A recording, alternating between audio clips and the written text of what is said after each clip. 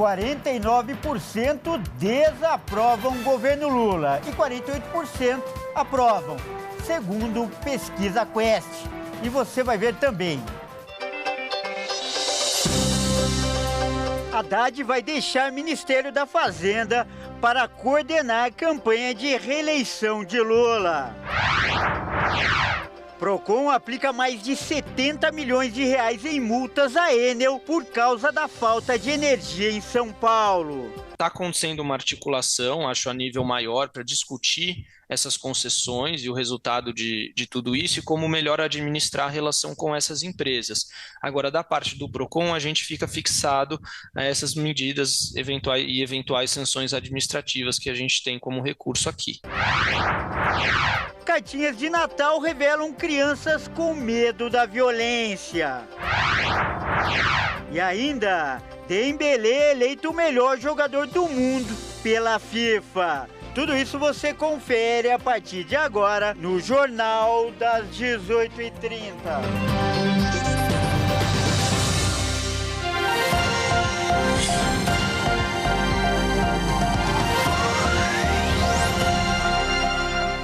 Olá, seja muito bem-vindo. São 18h36 pelo horário de Brasília. E a partir de agora você confere comigo as principais notícias desta terça-feira.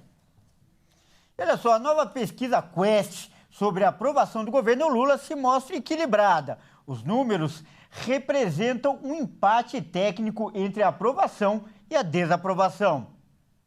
A nova pesquisa Quest revelou que o governo do presidente Lula é desaprovado por 49% dos eleitores e aprovado por 48%. Os números representam um empate técnico. É o mesmo cenário registrado no levantamento anterior de novembro, quando 50% desaprovavam e 47% aprovavam o governo. O levantamento foi encomendado pela Genial Investimentos e ouviu 2.004 pessoas entre os dias 11 e 14 de dezembro. A margem de erro é de 2 pontos para mais ou para menos e o nível de confiança é de 95%. A pesquisa mostra também que caiu o percentual de pessoas que acham que a economia piorou. Antes era 43% e agora são 38%. Também cresceu o número de pessoas que acham que ficou mais fácil conseguir um emprego. De 39% passou para 44%. Fernando Haddad decidiu deixar o Ministério da Fazenda até fevereiro para coordenar a campanha do presidente Lula à reeleição. O ministro, inclusive, já conversou com o presidente sobre a saída e sugeriu o ex-secretário executivo da pasta, Dario Durigan, para o cargo. O partido do ministro insiste que ele seja candidato ao governo de São Paulo ou ao Senado e enxerga até mesmo a possibilidade dele concorrer a vice-presidente. Apesar dos apelos da liderança petista, Haddad tem insistido que não pretende se candidatar a nenhum cargo eletivo. E sua ideia seria de coordenar a campanha de Lula à presidência da República. Assim, o ministro da Fazenda pretende deixar o governo até o fim de fevereiro. Em sua gestão, a economia era vista como o maior problema do país por 22% dos brasileiros, percentual que caiu para 11% neste mês, de acordo com a pesquisa do Instituto Datafolha. Haddad já teria conversado com Lula sobre a saída e o presidente, segundo integrantes do PT, teria aceitado a possibilidade. O ministro até já sugeriu um nome para sucedê-lo, o do secretário executivo do ministério, Dario Durigan.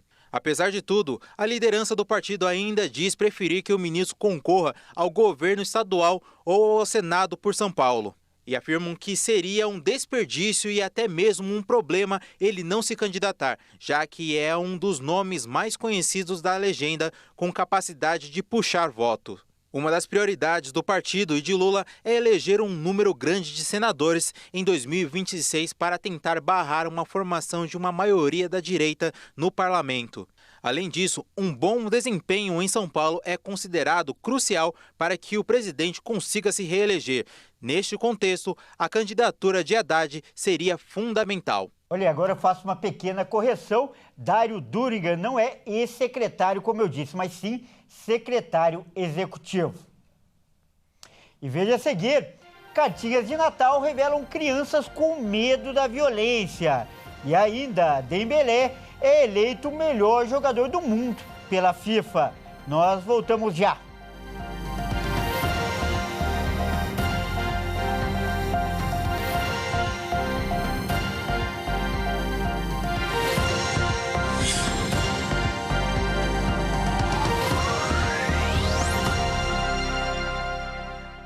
Mais uma vez, seja muito bem-vindo. Nós estamos de volta e ao vivo. São 18 horas e 43 minutos pelo horário de Brasília.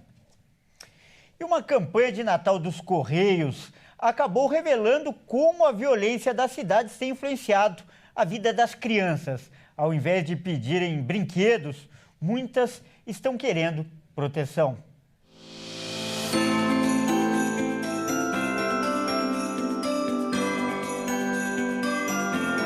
As letras infantis descrevem com toda ingenuidade como elas veem o Natal, um tempo de esperança, de ganhar presentes. Mas para algumas crianças, o melhor presente não é o brinquedo, é mudar a dura realidade em que vive. Como essa cartinha pelo Pietro, de 6 anos, e mora no Rio de Janeiro. Ele pede um dinossauro ou então um urso para protegê-lo, porque ele tem medo dos tiroteios que acontecem na rua dele. O mesmo pedido foi feito pelo Gabriel, que também tem 6 anos e mora no Rio de Janeiro. Ele escreve que tem medo quando dão tiros na casa dele. As pessoas podem adotar a carta de uma criança e dar o presente que elas pedem. Mas alguns conteúdos surpreenderam os organizadores da campanha, porque de um jeito simples e infantil, revelam um trauma que a violência causa na vida dessas crianças. Que acontece na infância são experiências que ficam muito marcadas porque nós entendemos que biologicamente é o momento de maior desenvolvimento cerebral aí que nós temos no decorrer da vida. A vida toda nós buscamos por segurança. Essa temática de que as crianças elas estão buscando paz, elas estão pedindo brinquedos que protejam a família contra os tiros, nas entrelinhas, elas estão dizendo que elas precisam de segurança. De acordo com dados do Fórum de Segurança Pública, 5.000 crianças e adolescentes morreram por ano no Brasil, e a maioria deles é formada de crianças negras e que moram em bairros de periferia. E os que sobrevivem carregam os traumas para sempre, como o irmão de Thalita, de 7 anos, que mora em Teixeira de Freitas, na Bahia. Na cartinha, ele pede para ele ganhar uma cadeira de rodas. Isso que ele foi atingido por um tiro quando era bebê. Hoje, Adrian está com 12 anos. A especialista afirma que os presentes não vão mudar a vida deles, mas podem trazer um pouco de esperança para o futuro. Quando a gente fala de traumas que dizem respeito à violência, pessoas que vivem expostas aí ao perigo, pessoas que estão em comunidades, aí a gente está falando de uma camada de trauma mais intensa ainda, porque além dela não se expor, né, ela vai viver com esse medo constante, e isso também vai prejudicá-la no seu desenvolvimento. E agora é hora de falar de esportes aqui no Jornal das 18h30. E quem traz as informações é o Bruno Buenos Aires. Boa noite, Bruno. Bruno, vamos começar falando da premiação The Best, que aconteceu nesta tarde. Aliás, é o assunto do dia, né, Bruno? Com certeza, Kleber. Boa noite a você e também a todos que nos assistem. A cerimônia aconteceu no Catar. Algumas premiações foram entregues. E o time que predominou na premiação foi o PSG, atual campeão francês e também da Champions League. A cerimônia da FIFA do The Best aconteceu no Catar e premiou atletas e treinadores. Alguns prêmios já haviam sido divulgados antes do evento, como os gols mais bonitos da temporada. No masculino, Santiago Montiel, do Independente, levou o prêmio Puskás após acertar uma linda bicicleta de fora da área. No feminino, Lisbeth Oveio ficou com o prêmio Marta. A ponta esquerda do Tigres acertou um lindo chute de escorpião e também garantiu o prêmio. Na outra premiação, o italiano Donnarumma venceu o prêmio de melhor goleiro. E Hannah Hampton foi premiada a melhor goleira da temporada. E na principal premiação do evento de melhor jogador e jogadora da temporada, no feminino, a espanhola Aitana Bonmatí levou o prêmio pelo terceiro ano consecutivo.